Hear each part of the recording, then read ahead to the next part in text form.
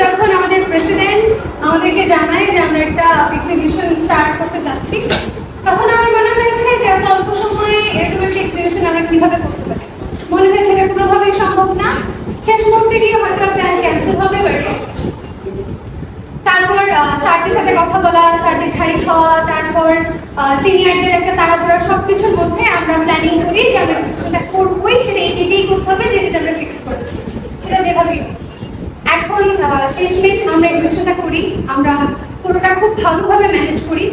এটা আমার জীবনে প্রথম ছিল, আমি এরকম কাজ এর আগে কখনোই করি নাই। তো এত শর্ট টাইমে যেরকম একটা এক্সিবিশন রেডি করা পসিবল, সেটা আসলে এই ক্লাবে জয়েন না করলে এবং আমার ক্লাবের যে সিনিয়র যারা আছে তাদের সাথে পরিচয় না হলে এটা কখনোই জানতাম না যে এত শর্ট টাইমের মধ্যে এত বড় একটা ইভেন্ট আমরা ম্যানেজ করতে পারি।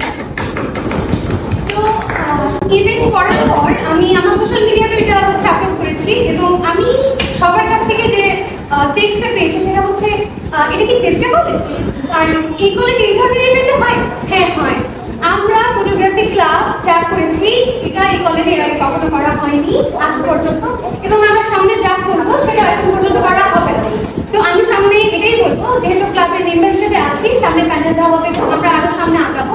সেক্ষেত্রে আমরা যেটা করবো, এই ক্লাবকে সিনিয়ররা যেভাবে আগিয়ে নিয়ে এসেছে, আমরা সামনে এর থেকে আরো আগিয়ে নিয়ে যাবো, সেটা আরো সুন্দরভাবে আরো পরিকল্পনা করে আমরা চাবো এই ধরনের ইভেন্ট যখন আমরা দিব তখন আমরা আরেকটু পরিকল্পনা করার সময় পাবো, যেটা নিয়ে আমরা ডেকোরেট যেভাবে করেছি আমরা আরো হাইলাইট করতে পারবো ইভেন্টগুলোকে এবং আরো বড় করে করবো।